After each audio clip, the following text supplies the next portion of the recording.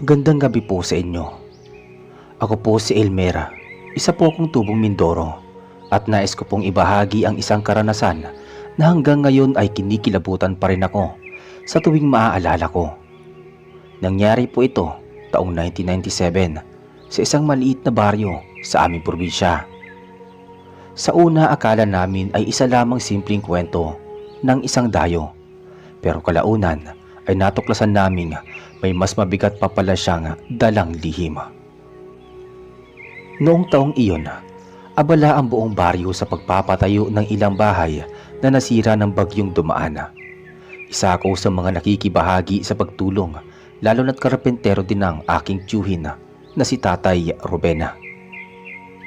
Doon ko unang nakita si Victor, isang matangkad na lalaki, medyo maitim ang balat at may kakaibang tindig. Hindi siya katulad ng mga karaniwang taga rito. Ang sabi nila ay mula raw siya sa Iloilo at lumuwas para makahanap ng trabaho. Tinanggap siya ng mga tao dahil magaling siya sa kahoy. Mabilis magtayo ng bubong at parang walang kapaguran sa trabaho. Sa tuwing hapon ay nakikita namin siyang nag-iisa. Hindi masyadong nakikisama sa mga lalaki sa inuman at bihirang makipag-usap. Lumipas ang ilang linggo, nagsimulang mapansin ni Tatay Ruben ang ilang kakaibang bagay kay Victor. Kapag tanghali na at tirik na ang araw, bihira siyang lumalabas. Lagi siyang nasa lilim at tila iniiwasan ng araw. Kung gabi naman ay gising siya at madalas ay naririnig ng mga tao na parang may kumakalabog na martilyo mula sa kanyang inuupahang barong-barong kahit 10 oras ng gabi. Si Aling Marites naman na nakatira sa tapat ng kanyang tirahan ay nagsimulang makaramdam ng pangamba. Ilang beses daw nitong nakita si Victor na nakatingin lamang sa mga bahay kung saan may buntis. Ang titig niya ay malamig at tila ba may inaabangan. Isang gabi, nagising ang buong baryo dahil sa sigaw ng isang buntis na kapitbahay. Si Aling Tess ay 7 buwan na ang tiyan at biglang nakaramdam ng mabigat na presensya sa kanilang bubong. Nang silipin ng kanyang asawa, nakita nitong parang may aninong nakadapa sa taas. Nang tumalon ang nilalang, mabilis itong tumakbo papalayo. Ngunit ayon sa pagkakalarawan, malaki at matipuno ang katawan at parang kapareho ng hugis ni Victor. Kinabukasan, pinagtawanan lamang ito ni Victor nang iparating sa kanya. Ngunit kita sa mga tao na nagsisimula ng magduda. Ako mismo ay nakaramdam ng kaba sa tuwing malapit siya. Minsan, inuutusan ako ni Tatay Ruben na dalahan siya ng pagkain habang abala siya sa pagtatayo ng bubong. Pagdating ko doon, nadatnan ko siyang nakatalikod. Akala ko'y nagtatrabaho, ngunit nang lumapit ako, nakita kong may kinakagat siyang hilaw na manok. Duguan pa. Nagulat ako at napatras, ngunit agad niyang itinapon ang tira at ngumiti sa akin na parang walang nangyari. Hindi ko sinabi kaagad kay Tatay Ruben, ngunit simula noon ay nag-ingat na ako. Sunod-sunod na gabi may mga hayop na nawawala. Mga manok, kambing at baboy ng mga taga-baryo ay bigla na lamang naglalaho. Sa bawat insidenteng iyon, lagi ring nakikita si Victor na palakad-lakad sa paligid tuwing gabi. Ngunit wala pa rin makakapagpatibay na siya ang may kagagawan. Dumating ang punto na ang takot ay naging pang-araw-araw na usapan sa baryo. Ang mga tao ay nagkakandado ng bahay ng maaga, nagsasabit ng bawang at naglalagay ng asina sa mga bintana. Isang gabi ng Hunyo, habang malakas ang ulan at kumukulog, biglang nawala ang ilaw sa baryo. Ang lahat ay nagsara ng pinto at bintana, ngunit sa gitna ng dilim, narinig namin ang kakaibang tunog mula sa bubungan ni Aling Tess. Para itong tunog ng matatalim na kuko na kumakaskas sa yero. Si Tatay Ruben, ako at ilan pang kalalakihan ay nagdala ng mga itak at lampara. Dahan-dahan kaming lumapit. Nang sabay-sabay naming itutok ang liwanag, tumambad sa amin ang isang nilalang na nakadapa sa may bubungan. Mahaba ang mga kuko, matatala sa ngipin at pulang-pula ang mga mata. Ngunit ang nakakagulat, ang anyo ng nilalang ay si Victor. Nakita namin mismo ang pagbabago ng kanyang katawan. Ang balat niya ay nagkulay abo, ang mga mata ay nagniningning at ang kanyang bibig ay umabot hanggang tenga. Mabilis siyang tumalon at tumakbo sa madilim na kakahuyan. Naiwan kami na nanginginig at halos hindi makapaniwala. Hindi kami nagpabaya. Sama-sama naming pinuntahan ang gubat. Ang hangin ay malamig at mabigat at ang tunog ng kanyang yapak ay naririnig sa bawat sulok. Sa ilalim ng mga punong kahoy, nakita namin ang mga bakas ng paa na ni hindi anyong tao. Mahahaba, parang paa ng hayop. Doon tuluyang nakumpirma ang aming hinala. Si Victor, ang karpenterong dayo, ay hindi isang ordinaryong tao. Isa siyang aswang na nagtatago sa anyo ng isang manggagawa upang makapasok sa baryo. Matapos naming makita ang pagbabagong anyo ni Victor sa may bubungan ng bahay ni Aling Tess, hindi na maalis sa amin ang kaba at takot. Ngunit sa halip na umatras, napagpasyan naming sundan siya papasok sa masukal na gubat. Hindi na kami nag-aksaya ng oras dahil kung hahayaan namin makalayo siya, baka masundan pa ng mas malaking kapahamakan ang aming baryo. Kasama ko si Tatay Ruben at 3 pang kalalakihan. Hawak-hawak ang aming mga lampara at tigi-isang itak. Ang ulan ay patuloy na bumubuhos at ang lupa ay malambot sa putik. Ngunit ang mga yapak na iniwan ng nilalang ay malinaw. Hindi na ito ordinaryong bakas ng paa ng tao. Mahaba at matutulis, waribang binti ng hayop na humahalo sa katauhan ng tao. Habang palalim kami sa gubat, ramdam namin ang kakaibang lamig na bumabalot sa paligid. Wala na kami maririnig na kahit anong huni ng kuliglig o ingay ng ibon. Tangi ang ihip ng hangin at ang malakas na pagbagsak ng ulan sa dahon ng mga punong kahoy ang gumigising sa aming pandinig. Minsan bigla kaming mapapatigil dahil may maririnig kaming yapak sa mga sanga sa aming paligid. Parang niloloko kami ng nilalang, parang pinaglalaroan kami. Minsan sa kanan, minsan sa kaliwa, ngunit hindi namin makita. Naramdaman ko ang bigat ng dibdib ko sa sobrang kaba.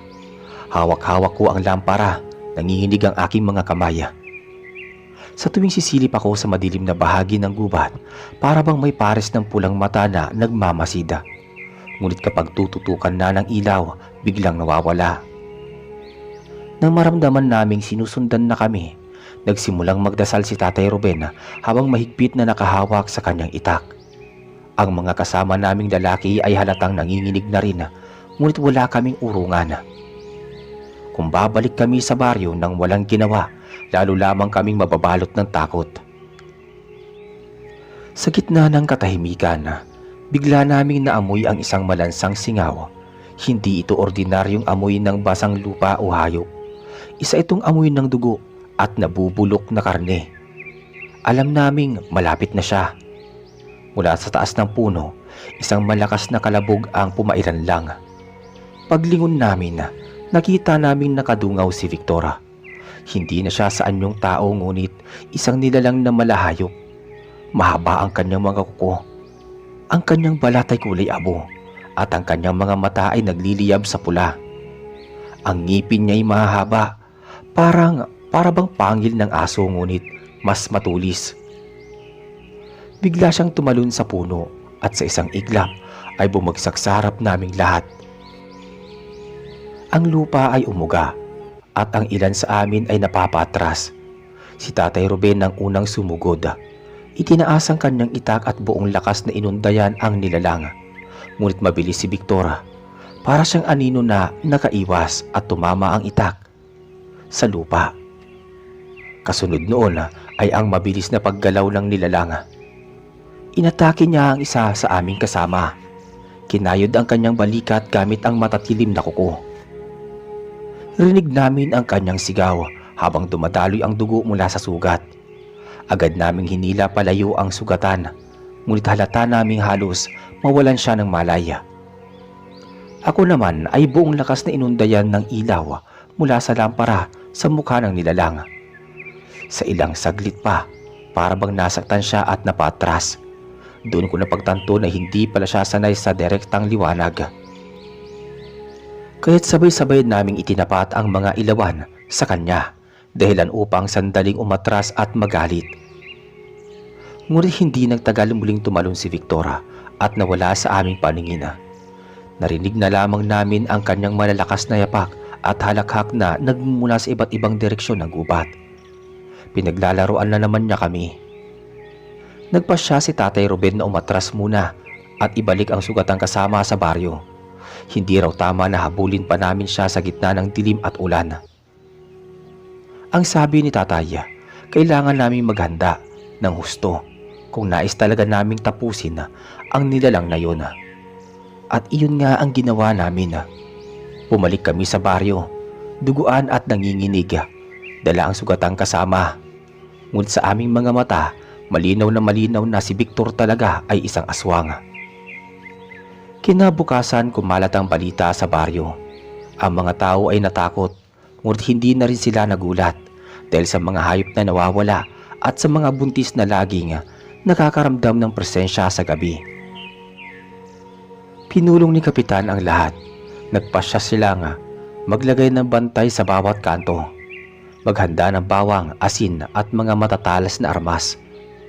Ang mga bahay ay pinatibay at ang mga buntis ay binigyan ng bantay gabi-gabi. Si Tatay Ruben at ilang matatanda ay nagpunta rin sa isang albularyo sa kabilang baryo upang humingi ng tulong. Ayon sa albularyo, hindi magiging madali ang pagpatay sa nilalang. Kailangan daw ng espesyal na paraan tulad ng paggamit ng itak na ibinabad sa banal na langis o kaya'y mga panalangin na isasabay sa pag-atake. Lumipas ang ilang gabi at akala namin ay tumakas na si Victora, ngunit nagkamali kami. Isang madaling araw, narinig naming muli ang kanyang mga yapak sa may bubungan ng isang bahay. Nang sumilip kami, nakita namin nakadungaw siya at ang kanyang mga mata ay tila nagliliyab sa galit at gutom. Hindi na siya nagtatago sa anyo ng tao. Ipinapakita na niya ang kanyang tunay na pagkatao. Ang buong baryo ay nagsama-sama, dala ang mga ilawan, asin at bawang. Sa pagkakataong yun, handa na kaming harapin siya. Matapos ang ilang araw ng paghahanda, dumating din ang gabi ng pagsubok. Ang buong baryo ay gising.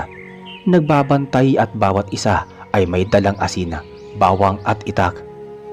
Ang mga lampara ay nakasindi sa bawat kanto at ang mga buntis ay itinatago sa mga bahay na may mga bantay na lalaki.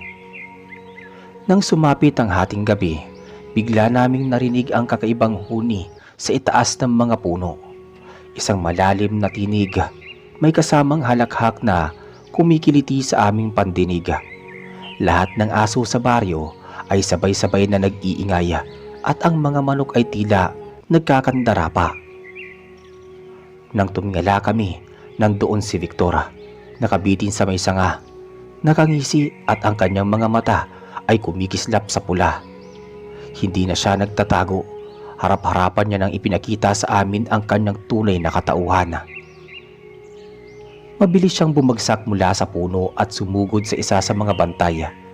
Bago pa man ito makapagtakas, sinunggaban siya ni Victora. Tinuhog ng matulis na kuko at sa harap naming lahat ay tila sinimot ang kanyang dugo. Ang katawan ng bantay ay halos bumagsak na parang walang kaluluwa. Ang sigawan ng mga tao ay umalingaw-ngaw sa buong baryo. Ngunit sa halip na umatras, mas naging matatag ang mga kalalakihan. Agad silang sumugod, itinaas ang mga itak at sabay-sabay na umataki kay Victora. Ngunit sobrang bilis ni Victora, para siyang hangin na dumaraan. Ang bawat itak na iwinawasiwas ay laging lumalagpas. Sa bawat segundo, may isa siyang sugatan. Ang ilan ay napahiga sa lupa, duguan habang ang iba naman ay halos mawala ng lakas dahil sa takot. Sa gitna ng kaguluhan, naalala ni Tatay Ruben ang bilid ng albularyo. Itinaas niya ang itak na ibinabad sa langis na may dasala. at sabay-sabay silang nagdasal ng Ama namin. Nang lumapit si Victor sa kanya, buong lakas niyang isinaksakang itak sa balikat ng nilalang. Isang malakas na sigaw ang bumalot sa paligid. Ang sigaw ni Victor ay hindi normal na tinig ng tao. Ito ay parang pinaghalo ng hayop at maligno. Ang kanyang balat ay nagliyaba at ilang saglit ay umatras siya ngunit hindi siya bumagsak. Habang patuloy ang labanan, napansin naming parabang nag-e-enjoy pa si Victor. Hindi niya agad tinapos ang bawat isa. Para siyang naglalaro. Pinapahirapan muna ang bawat tao bago saktan. Ang kanyang halakhak ay paulit-ulit, nakakasindak at nag-iwan ng kaba sa dibdib ng bawat isa. Minsan ay bigla siyang nawawala, tapos ay biglang lilitaw sa bubungan ng ibang bahay. Tatama ng kuko sa kahoy at pagkatapos ay tatawa. Paglingon ng mga tao, bigla na namang mawawala. Para bang binubuyo niya kami hanggang sa mawalan kami ng lakas ng loob. Ngunit sa kabila ng lahat, hindi bumigay ang mga kalalakihan. Hawak ang asin at ang bawang, itinapon nila ito sa direksyon ni Victor. Sa tuwing tatamaan siya, napapaatras at nangangalit ng husto. Ang balat niya ay tila nasusunog at ang kanyang mga mata ay lalo pang nagliliyab. Habang patuloy ang laban, dumating si Mang Lino, ang albularing tinawag mula sa kabilang baryo. May dala siyang bote ng langis, abo mula sa sinunog na palaspas at isang maliit na kruspiyo. Agad siyang sumama sa harapan. Pinuhusan niya ang lupa ng langis at abo at biglang kumulog. Sa mga sandaling yun, napansin naming tila nahirapan si Victor. Hindi na siya makakapit ng basta-basta. Ngunit imbis na umatras, lalo siyang nangalit. Lumapit siya kay Mang Lino. At sa bilis ng kanyang galaw, muntik nang makuha ang albularyo. Mabuti na lang at nakahagis ng asin si Tatay Ruben, dahilan para umatras muli ang nilalang. Sa gitna ng kaguluhan, may matandang babae ang sumigaw mula sa likod. Si Aling Shona, isa sa mga pinakamatagal na naninirahan sa baryo. Ayon sa kanya, noon pa man ay may naririnig na siyang kwento tungkol sa mga dayuhan na pumapasok sa mga baryo para makapagtrabaho, ngunit sa huli ay nadidiskubre bilang aswang. Hindi raw karaniwan ang mga mata ni Victor mula pa noong una. Lagi raw itong nag-iiba kapag gabi, ngunit dahil mabait siyang magtrabaho bilang karpintero, walang naglakas loob na manghinala. Ngayon malinaw na ang lahat. Ang dayuhang karpintero ay matagal nang may tinatagong katauhan at kami ang buong baryo ang pinili niyang paglaruan. Habang tumatagal ang labanan, mas marami pang nasusugatan. Ang mga buntis ay umiiyak sa loob ng bahay at ang mga bata ay halos hindi mapatahimik. Lahat ng tao ay nagsama-sama sa sentro ng baryo. Naglagay ng mga lampara, asin at bawang sa paligid bilang proteksyon. Ngunit malinaw sa amin na hindi titigil si Victor hanggat hindi niya nakukuha ang nais niya. At iyon ay ang dugo at kaluluwa ng mga tao sa aming baryo. Matapos ang ilang oras ng walang humpay na laban, napansin naming hindi kami magwawagi kung wala kaming maayos na plano.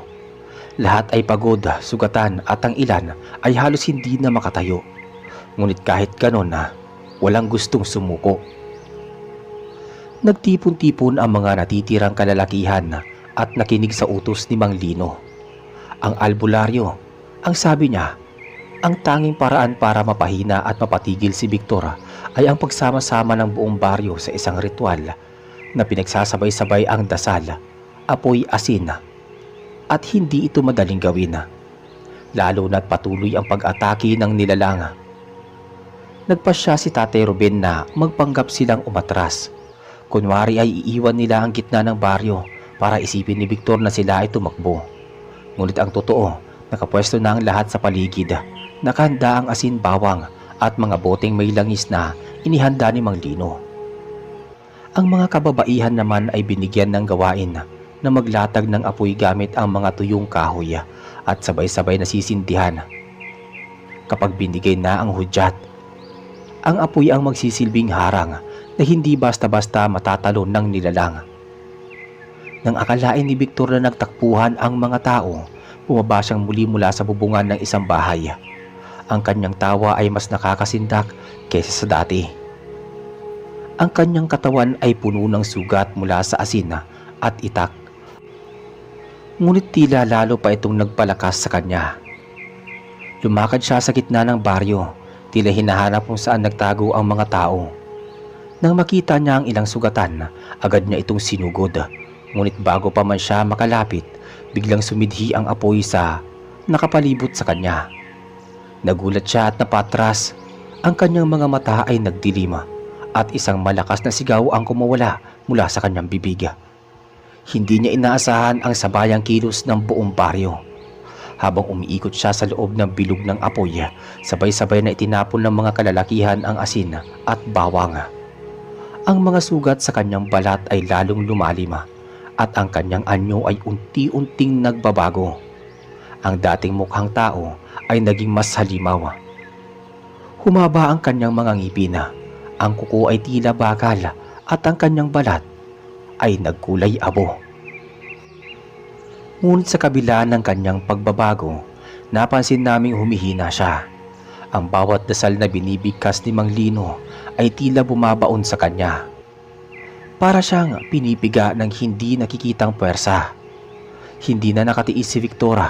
Sa kanyang buong lakas, sinugod niya ang gilid ng apoy at muntik na niyang masira ang harang.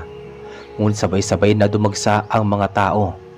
Inihagis lahat ng natitirang asin at langis sa kanyang katawan. Isang napakalakas na sigaw ang gumising sa buong paligid. Ang sigaw na iyon ay parang dumadagundong, umaalingaw-ngaw hanggang sa bundok. Ang mga bata ay napaiyak at ang mga kababaihan ay halos mabingi. Ngunit lahat kami hindi tumigil. Sa huling pagkakataon lumuhod si Victor sa gitna ng apoy. Ang kanyang mga mata ay muling kumislap ng pula, ngunit hindi na ito kasing lakas ng dati.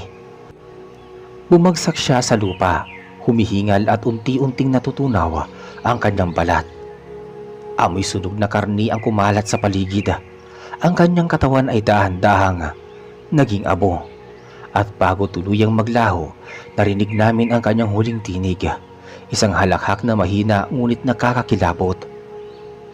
Pagkatapos noon wala nang natira kundi abo na tinangay ng hangin. Matapos ang laban, pumalik ang katahimikan sa baryo. Ngunit hindi ito masayang katahimikan. Maraming sugatan at may ilang hindi nakaligtas. Ang kanilang mga katawan ay inilibing kaagad. May dasal at may mga kandila. Ang mga buntis ay ligtas, ngunit ang takot ay hindi na nawala sa kanilang mga mata. Lahat kami ay alam na hindi na magiging gaya ng dati ang aming baryo. Bago umalis si Mang Lino, iniwan niya ang isang babala. Hindi si Victor lamang ang nilalang na gumagala sa gabi. Marami pang tulad niya. Nagtatago bilang ordinaryong tao, naghihintay ng pagkakataong umatake. At doon ko po napagtanto na ang aming naranasan ay hindi simpleng bangungot. Isa itong paalala na sa bawat liblib na baryo, may mga nilalang na hindi nakikita ng karaniwang tao. Akala namin tapos na ang lahat ng maglaho sa abo si Victor. Ngunit sa mga sumunod na gabi, hindi pa rin makatulog ng mahimbing ang mga tao sa baryo. Ang katahimikan ay tila may kasamang bigat. Parang lagi may nakamasid sa dilim. Sa unang linggo matapos ang pangyayari, maraming nakararanas ng kakaiba. Ang ilan ay nagsasabing may mga yapak na naririnig sa bubong tuwing hating gabi. May mga aso ring walang tigil sa pagtahol, pero kapag tinignan, wala lamang nakikita. Si Aling Rosa, isang matanda sa baryo. Madalas siyang magising bigla na parang may humihila sa kanyang paa. Ang iba na may nagkakasakit ng walang dahilan. Bigla na lamang nangihina na parang sinisipsip ang lakas nila. Naging palaisipan ang lahat kung tuluyan bang nawala si Victor o baka naman iniwan niya ang kanyang sumpa bago siya naglaho. Bumalik si Mang Lino matapos ang 2 linggo. Ang sabi niya hindi basta mawawala ang kasamaan lalo't may pinagmulan nito. Ang dayuhang karpentero na si Victor ayon sa kanya ay hindi ordinaryong aswang. Siya raw ay kabilang sa isang lahi ng mga nilalang na matagal nang nanananahan sa mga liblib na lugar ng Visayas at Mindanao.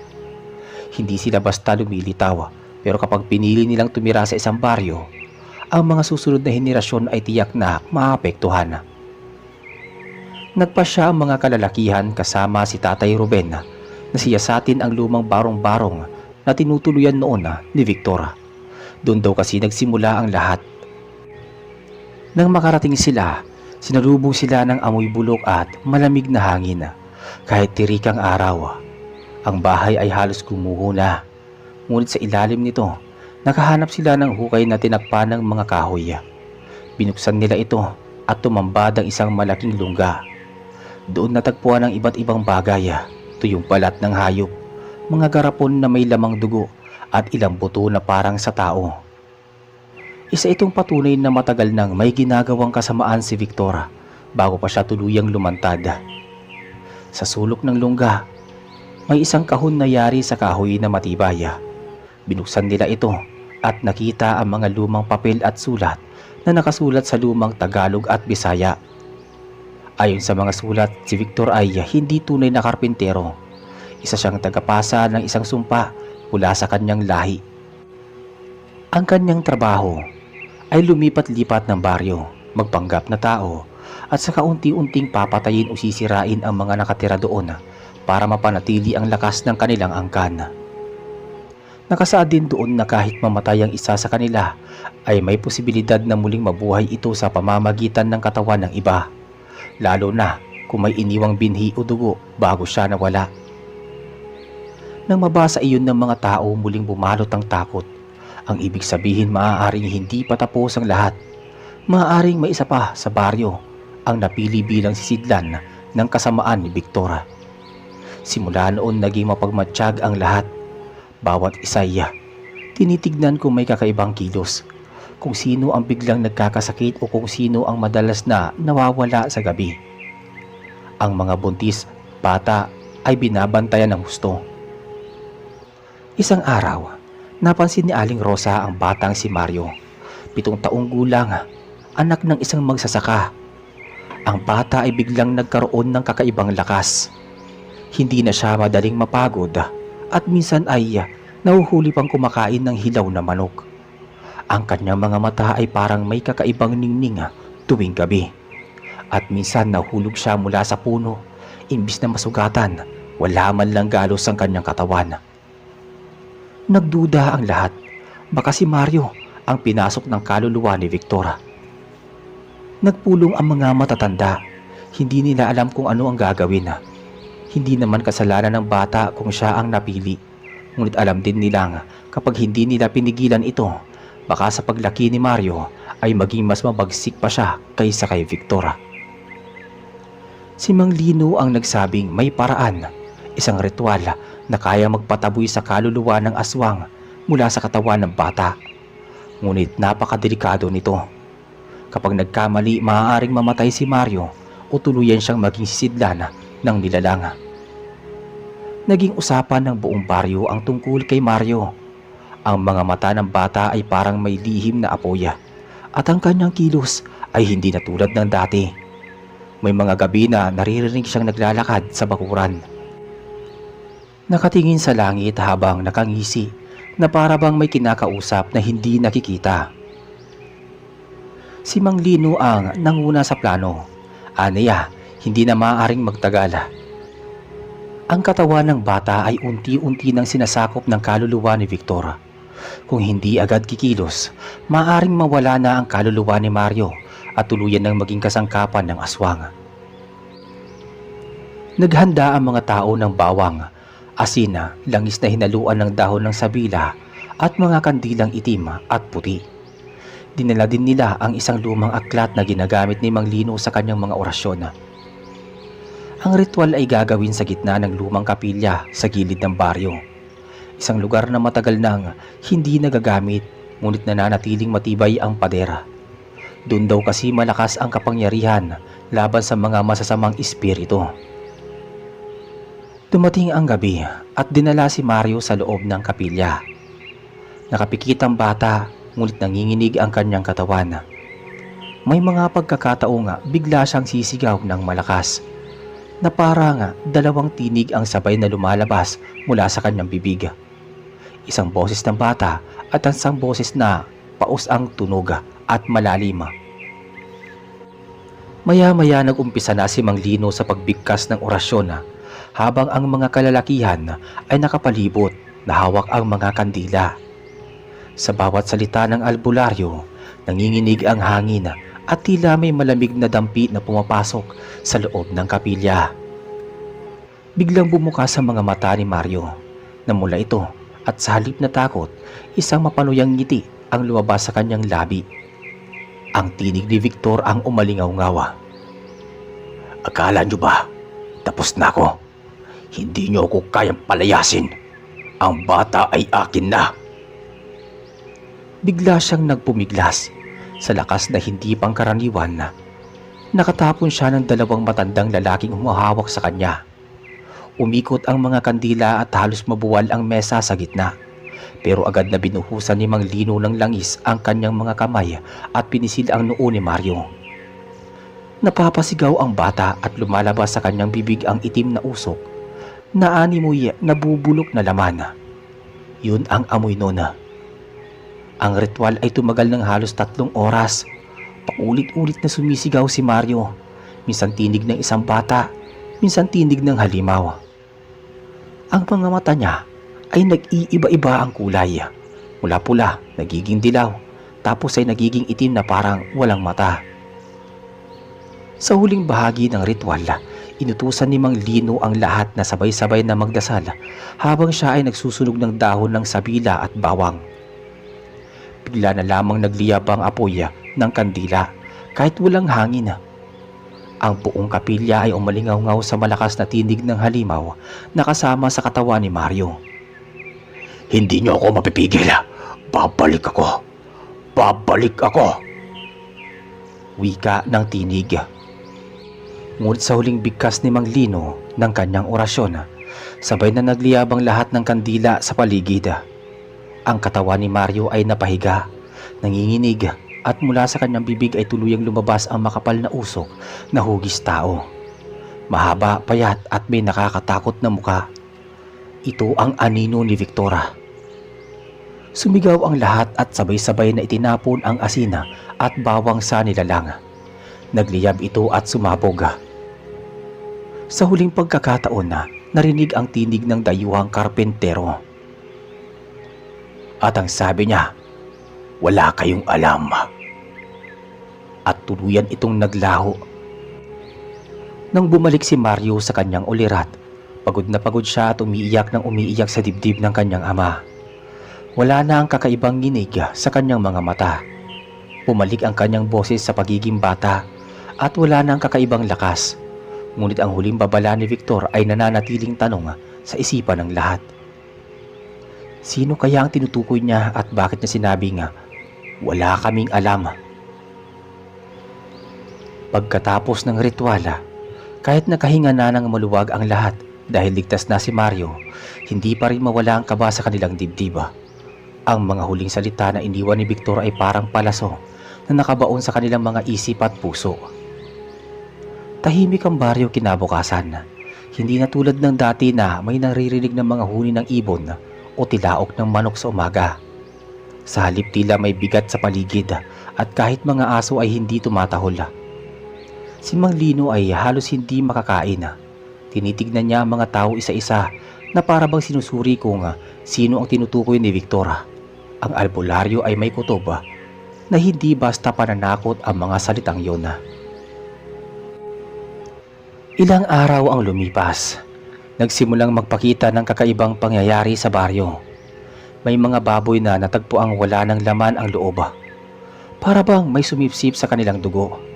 May mga manok na naglalaho sa gabi at natatagpo ang kinabukasan na nakakalat ang balahibo.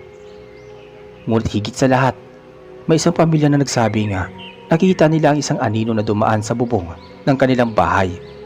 Mahaba, mabilis at tila lumilipad. Lalong kinilabutan ang mga tao. Kung lumisan na si Victora, ibig sabihin may isa pa nga na naiwan. Sa mga usapan ng matatanda, isa ang lagi nababanggit. Ang pangalan ay Rosing, isang dalagang nagtitinda ng gulay sa palengke. Tahimik siya at halos walang kausap sa baryo. Madalas siyang makita sa gabi na naglalakad mag-isa, dala ang bayong na hindi alam kung ano ang laman. May nakapagsabi din na ilang ulit siyang hinahuling, nakatingin ng matagal sa mga sanggol at maliliit na bata, na para bang may iba siyang iniisip. Hindi ito agad pinaniwalaan ng iba, ngunit sa ilalim ng takot at kaba, mabilis kumalat ang pagdududa. Nagpasya si Mang Lino na hindi pwedeng pabayaang pumili siya ng 3 kalalakihan sa baryo. Sila ay magbabantay tuwing gabi upang tignan kung may katotohanan ang mga hinala. Sa 3 gabi ng pagbabantay doon nila nakita, hindi nila inaasahan. Bandang hating gabi, tahimik silang nakakubli sa likod ng isang lumang puno ng mangga malapit sa bahay ni Rosing. Sa una walang kakaiba, ngunit nang sumapit ang oras ng 2:00, biglang bumukas ang pinto ng kanyang bahay. Lumabas si Rosing na may suot na lumang saya. Bitbit ang kanyang bayong. Dahan-dahan siyang tumingin sa paligid at sa gulat ng lahat, ang kanyang anino ay hindi tumutugma sa kanyang galaw. Habang siya'y naglalakad ng marahan, ang kanyang anino ay kumikilos ng mabilis at tila gumagapang sa lupa. Bigla itong umangat at naging hugis pakpak. Kinilabutan ang lahat. Hindi na ito basta hinala. Si Rosing ang tinutukoy ni Victor. Naging malinaw din kung bakit laging naglalakad si Rosing sa gabi. At ang kanyang bayong, iyon pala ang sisidlan ng mga gamit para sa kanyang gabi-gabing paglalakbay bilang halimaw. Hindi naging madali para kay Ben ang ideya. Iniisip niya na baka isa na namang bata ang punteriya ni Rosing. Lalong sumikip ang dibdib niya nang maalala ang nangyari kay Mario. Nagpasya silang kumilos kaagad bago pa mahuli ang lahat. Ngunit alam nilang mas malakas si Rosing kaysa kay Victor. Dahil sa tagal na nitong nagtatago at marahil mas biyasa na sa kanyang ginagawa. Matapos matuklasan ni Mang Lino at ng mga kasamang nagmamanman na si Rosing ang isa pang tinutukoy ni Victor, mabilis na kumalat ang kaba sa baryo. Tahimik lamang ang bawat isa, walang nagbabanggit ng hayagan tungkol sa kanya. Ngunit sa likod ng mga usapan, malinaw na ang lahat ng pagdududa. Sa araw, si Rosing ay tila isang normal na babae. Tahimik, simple, nagtitinda ng gulay sa palengke. Ngunit sa gabi, iba ang nakikita ng mga mata ng nagbabantay. Ang kanyang mga anino, ang kakaibang galaw, at ang katahimikang bumabalot tuwing siya'y lumalabas ng bahay. Nagsasabi ng totoo, hindi siya ordinaryo. Alam na ni Mang Lino na hindi maaaring hayaang lumipas pa ang mga gabi ng walang ginagawa. Ang alaala ng muntikang pagkawala ni Mario ay sariwa pa rin, at kung hindi sila kikilos, baka may sumunod pang bata na maging biktima. Tinipon niya ang ilang matatapang na lalaki sa baryo, kabilang si Tatay Ben, si Tomas na isang magsasaka, at si Andres na kilala sa kanilang lugar na laging kasama sa mga bantayan tuwing may panganib. Ang mga babae naman ay nagsama-sama upang maghanda ng bawang, asin at langis na niyog na may kasamang dasal. Hindi nila ibinalak na patayin si Rosing sa harap ng maraming tao, kundi paraang hindi siya makakabalik sa kanyang dating anyo. Dumating ang gabi na kanilang pagkakasunduan na bawat isa may daladalang gamit. Si Tatay Ben ay may tabak na pamana pa sa kanya ng ama. Si Tomas ay may sibat na matalim, at si Andres naman may hawak na sako na puno ng asina. Si Mang Lino naman ay may baon na bote ng langis na pinaghalong nyog at mga halamang gamot na nakuha niya sa mga bundok. Tahimik silang nagkubli sa paligid ng bahay ni Rosing. Ang hangin ay malamig at ang buwan ay kalahating bilog. Wala ni isang aso ang tumatahol at tanging tunog ng mga kuliglig ang kanilang naririnig. Bandang hating gabi muling bumukas ang pinto ng bahay ni Rosing. Lumabas siya bitbit ang kanyang bayong. Sa unay marahan ang kanyang paglalakad, ngunit nang siya'y makalayo sa liwanag ng buwan, biglang nag-iba ang kanyang anyo. Ang kanyang balat ay tila dumilima, ang kanyang mga mata ay nagningning sa pula, at ang kanyang bayong ay kumilos na para bang may laman na buhay. Hindi na nakapagpigil si Andres. Tinapon niya agad ang sako ng asin sa direksyon ni Rosa, ngunit mabilis itong nakailag. At mula sa kanyang bibig ay lumabas ang matinis na huni na parang iyak ng sanggol. Sa isang iglap, ang kanyang mga braso ay humaba at naging parang pakpak ng paniki. Sumugod siya kay Tomas. Mabilis na sinunggaba ng sibat, ngunit bago siya makalapit, ibinuhos ni Mang Lino ang langis ng nyog na may dasala.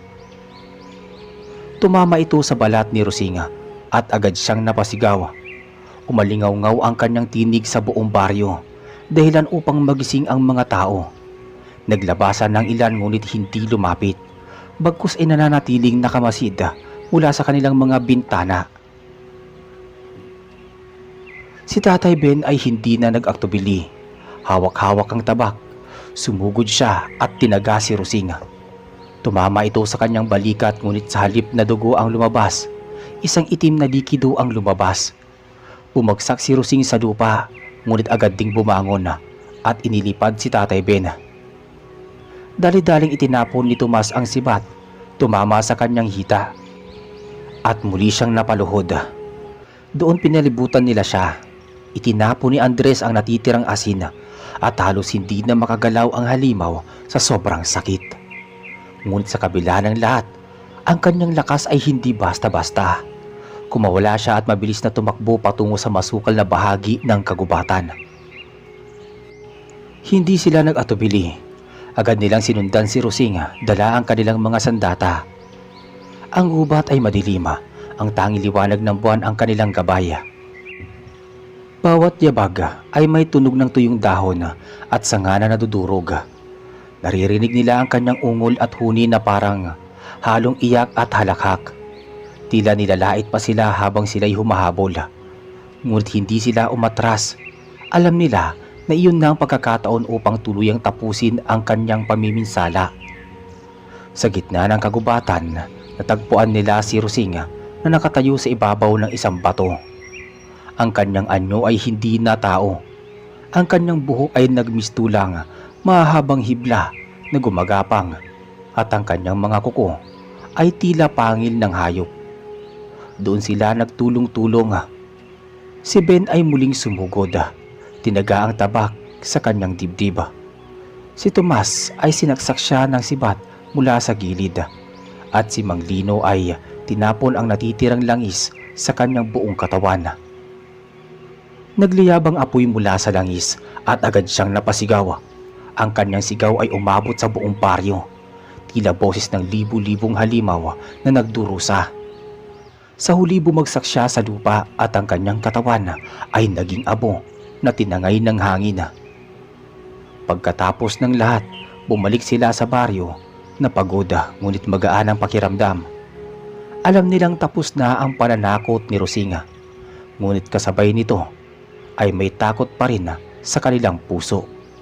Kung si Victor ay dumating bilang dayuhan at si Rosing ay isa palang taga roon, paano kung may iba pang nagkukubli?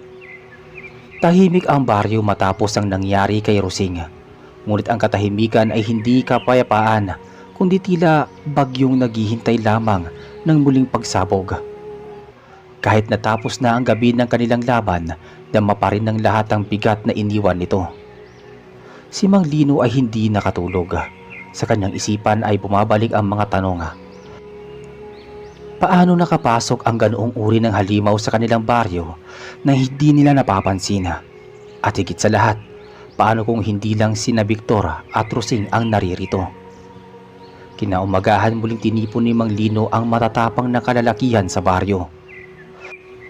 Dumalo sila Tatay Ben, Tomas at Andres, maging ang mga babae, kabilang si Aling Marta, nakisama sa pulong. Mga kasama, hindi tayo maaaring magkampante. Oo, natalo natin si Rosing. Pero tandaan ninyo, May tinuran si Victor bago siya tuluyang nawala.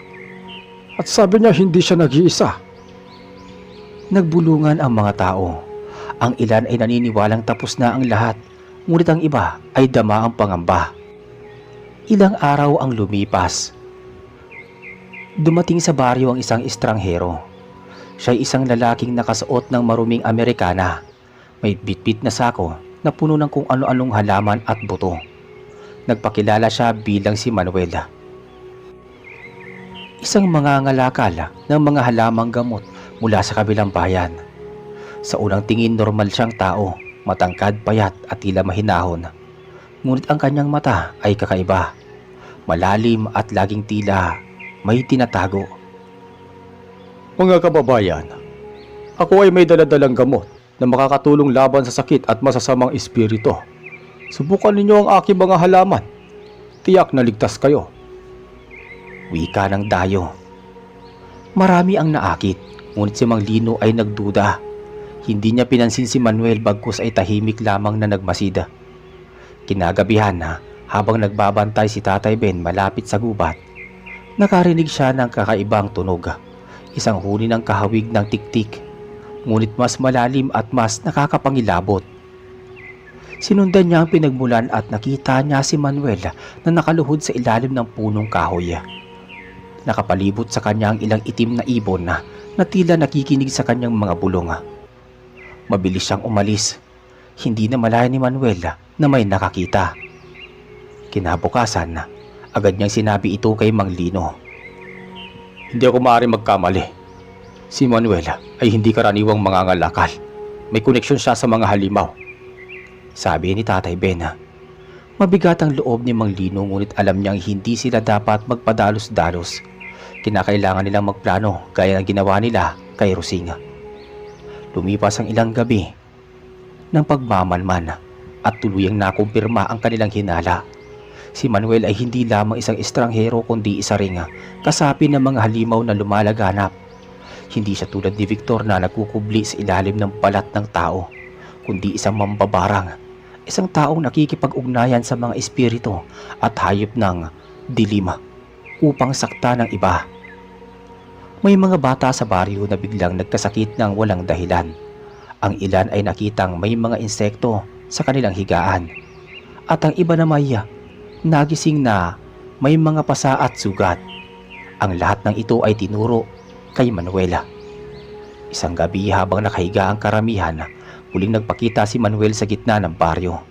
Sa kanyang kamay ay may hawak na sisidlang yari sa bao ng nyog, at mula dito ay lumabas ang daan-daang insekto, ipis, langgam at mga kulisap na tila sumusunod sa kanyang utos. Nagkagulo ang mga tao. Ang iba'y nagsipagtakbuhan papasok ng kanilang bahay, habang ang mga matatapang ay agad kinuha ang kanilang mga sandata. Magsipaghanda kayo. Siya'y mambabarang. Sigaw ni Mang Lino.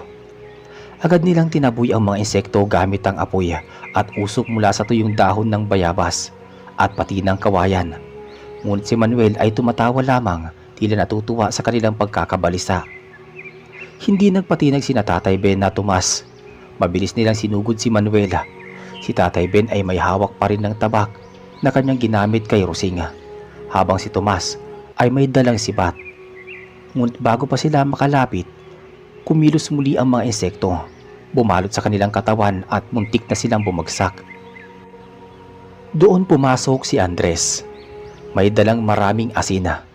Mabilis niyang isinaboy ito sa paligid.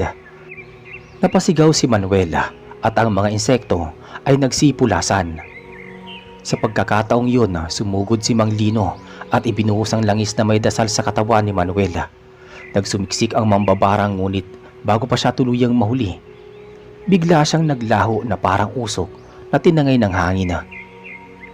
Hindi nila napatay ngunit malinaw na siya'y tumakas lamang upang muling bumalik. Mula noon lalong naging alerto ang baryo. Ang bawat gabi ay may mga bantay at ang mga bahay ay puno ng bawang asin at kandilang may dasal. Ngunit alam nilang hindi doon nagtatapos ang lahat. Kung may mambabarang at nagkaroon ng aswang, ano pa ang kasunod? Makalipas ang ilang linggo, kumalat ang balita mula sa mga kalapit baryo. May mga taong biglang nawawala sa gabi at ang ilan ay natagpuang wala ng laman ng tiyan, gaya ng ginawa ng mga tiktik. Ang direksyon ng mga pangyayaring iyon ay pumunta mismo sa kanilang baryo. Dito nagsimula ang mas matinding kaba. Hindi lamang isa, hindi lamang dalawa, kundi tila buong pangkat ng mga halimaw ang paparating. Si Mang Lino kasama ang kanyang mga kasama ay muling nagpasya. Kailangan nilang puntahan ang bundok, doon kung saan nagsimula ang lahat ng kababalaghan. Madilim ang langit nang umalis si Mang Lino kasama si Tatay Ben, Tomas at Mang Andres. Sumama na rin si Aling Marta, dala ang mga halamang gamot at langis na kanyang inihanda. Sa kanilang mga balikat ay bigat ng responsibilidad, hindi lamang para sa kanilang sarili kundi para sa buong baryo. Tahimik silang naglakad papasok sa masukal na kagubatan. Dala ang mga sulo at ilang baon na asin, bawang at mga kutsilyong may dasal. Sa bawat takbang ay naroon ang kaba, ngunit mas matimbang ang tapang na nagtutulak sa kanila. Habang paakyat sila sa bundok, unti-unting bumibigat ang hangin. May kakaibang lamig na bumabalot at tila may mga matang nakamasid sa kanila mula sa bawat puno. May mga ungol at sigaw ng mga hayop na hindi karaniwan, parang pinaghalo ng tao at halimaw. Mag-iingat kayo. Nararamdaman kong hindi lang isa ang kakaharapin natin dito. Nang makarating sila sa gitna ng bundok, tumambad sa kanila ang isang lumang kuweba. At sa paligid ay may mga bakas ng ritual, mga abo, kandila at tela na puno ng kakaibang simbolo. Sa bungad nito ay may mga nakasabit na bungo ng hayop. Mula sa loob ng kuweba muling lumitaw si Manuel, ngunit hindi na siya mukhang ordinaryong tao. Ang kanyang mga mata ay kumikislap na pula at ang kanyang katawan ay balot ng mga gumagapang na insekto. Malakas kayo, pero dito ako ang pinakamakapangyarihan, sabi ni Manuel. Kasabay ang kanyang sigaw, nagsilabasa ng iba pang nilalang. Mga aswang at mahaba ang kuko. Mga nilalang na kagaya ng tiktik at mga malalaking paniki na parang kasindaki ng tao. Hindi nag-atubili ang mga taga-baryo. Agad nilang hinarap ang mga halimaw. Si Tatay Ben ay nakipagtuos sa dalawang aswang. Ang kanyang tabak ay kumikislap sa ilalim ng liwanag ng sulo. Si Tomas ay sumalag ng tiktik gamit ang sibat at bawat tusok ay sinasabayan ng dasal. Si Andres naman ay nagsaboy ng asin at apoy sa mga paniki, dahilan upang magsipag-iyakan ang mga ito at bumagsak sa lupa. Si Mang Lino at Aling Marta ay nagtulungan upang kalabanin si Manuel. Inilabas ni Aling Marta ang langis na may dasal at ibinuhos sa sahig ng kuweba, na agad nagliyab na tila apoy ng langit. Hindi kayo magwawagi, sigaw ni Manuel habang umaatras, ngunit patuloy siyang nilalapitan ni Mang Lino, dala ang sibat na may bawang sa dulo. Isang malakas na sigaw, sabay tusok ni Mang Lino sa dibdib ni Manuel. Napasigaw ito ng ubod lakas at ang mga insekto ay nagsipagkalat at nasunog sa apoy. Ang kanyang katawan ay unti-unting napulbos hanggang tuluyang naglaho. Kasabay ng kanyang pagkamatay, ang mga halimaw na kasama niya ay nagsipaghiyawan at biglang naglaho rin. Parang usok na tinangay ng hangin. Pagod ngunit matagumpay, bumaba ang grupo mula sa bundok. Sa kanilang pagbabalik ay sinalubong sila ng buong baryo. Mga taong nag-aalala ngunit umaasang ligtas ang kanilang mga bayaning lumaban. Wala na sila. Naglaho na ang mga nagpapahirap sa atin. Nagbunyi ang mga baryo. Ang bata ay muling nakakangiti at ang mga matatanda ay nagpasalamat sa may kapal. Kinabukasan sumikat ang araw na tila mas maliwanag kaysa dati. Ang hangin ay tila sariwa at ang mga puno sa paligid ay tila mas buhay. Ang baryo ay muling nabalot ng pag-asa. Ngunit si Mang Lino ay nananatiling mapanuri. Hindi natin alam kung kailan muli lilitaw ang ganitong uri ng mga nilalang. Kaya't mula ngayon, laging handa tayo. Ang tapang at pagkakaisa natin ang siyang tunay na sandata. Tumango si Tatay Ben, Tomas, Andres at Aling Marta. Alam nilang tapos na ang laban, ngunit hindi ang kanilang pagiging handa. At sa paglipas ng mga araw, muling namuhay ang baryo ng payapa. Ngunit sa kanilang mga puso, nananatili ang alaala ng kanilang pinagdaanan. Isang paalala na sa gitna ng dilim, ang liwanag ng tapang at pagkakaisa ang siyang magtatagumpay.